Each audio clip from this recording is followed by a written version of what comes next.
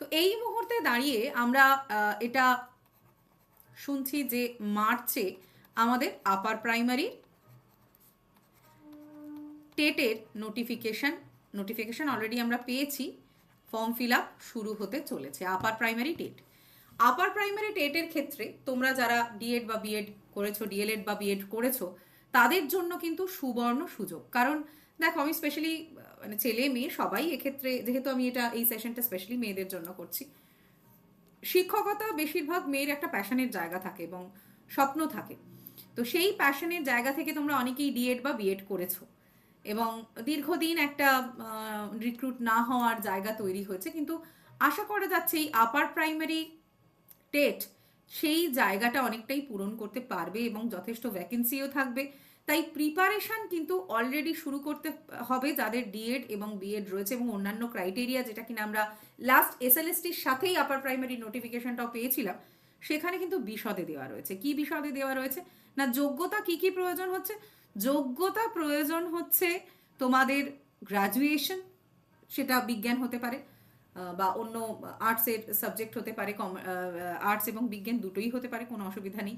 তার সাথে তোমাদের অবশ্যই ডিএলএড থাকতে হবে অথবা বিএড থাকতে হবে, সেই ডিএলএড অথবা বিএড এবং তার সাথে গ্র্যাজুয়েশন।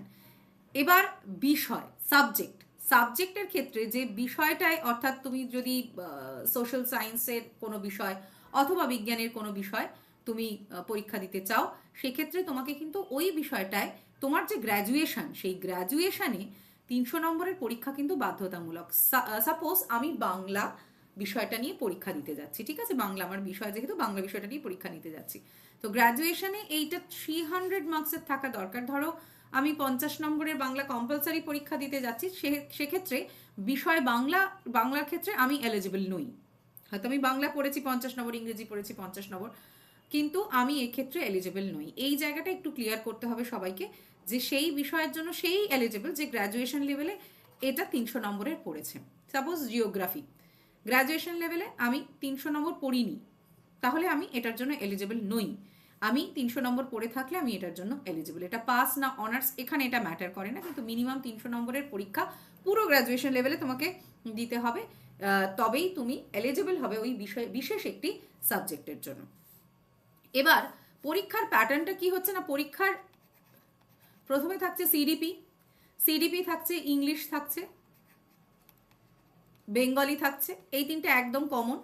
আর্টস সায়েন্স সবার জন্য থাকছে, আর সায়েন্সের জন্য বিশেষ করে থাকছে সায়েন্স এবং ম্যাথামেটিক্স। আর যারা আর্টস শাখায় পাশ করেছে তাদের জন্য থাকছে সোশ্যাল সায়েন্স।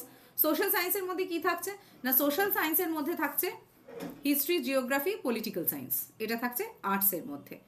অর্থাৎ সিডিপি, ইংলিশ, বেঙ্গলি এটা কমন, এটা সবার থাকছে। সায়েন্সের মধ্যে বিজ্ঞান আর অঙ্ক থাকছে, আর্টসের মধ্যে এই বিষয়গুলো থাকছে, ইতিহাস, ভূগোল এবং পলিটিক্যাল সায়েন্স।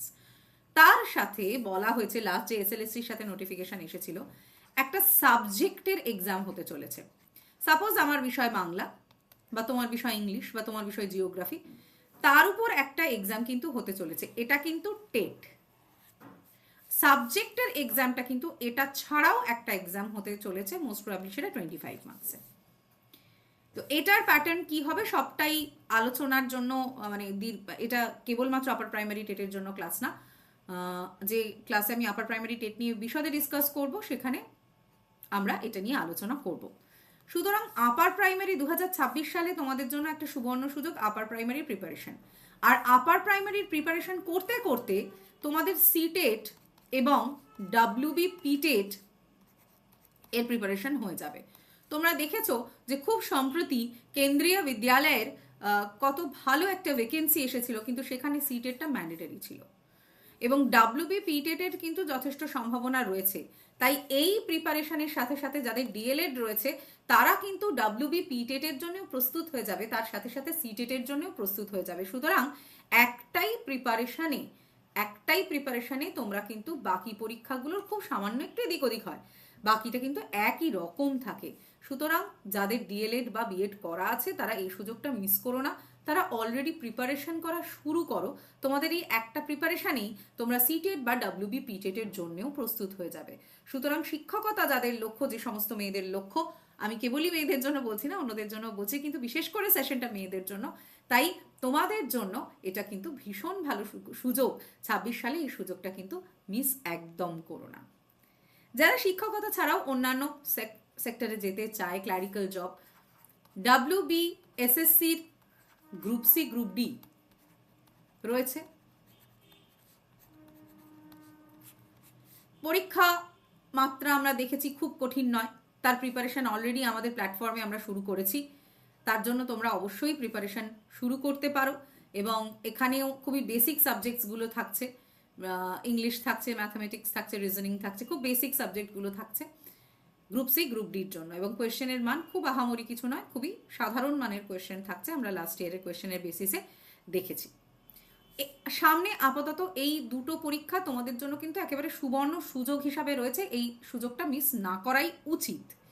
এছাড়াও তোমরা অনেকেই অন্যান্য সেক্টরের জন্যও আগ্রহী হও, সেখানে WBP, কেপির একটা নিয়মিত পরীক্ষা থাকছে, রেলের কিছু পরীক্ষা মোটামুটি নিয়মিত আসছে, অনেকে ব্যাংকিং সেক্টরেও তোমরা আগ্রহী হও। তো সেই ব্যাংকিং সেক্টরে মেয়েদের জন্য আমি বলবো ব্যাংকিং সেক্টরের কাজ যথেষ্টই ভালো, কারণ একটা নির্দিষ্ট সময়ের ডিউটি থাকে, এবং কিছু কিছু ক্লজে মোটামুটি বাড়ির কাছাকাছি থাকে তোমাদের, পরবর্তী সময় যখন পোস্টিং হবে সেরকমভাবেই হয়। তো WBP, কেপি, রেল, ব্যাংকিং অনেকগুলোকেই কিন্তু তোমরা টার্গেট করতে পারো। আমি বলবো যে কোনো একটাকে টার্গেট না করে বিভিন্নগুলোকে এই 2026 সালে টার্গেট করে ফেলো।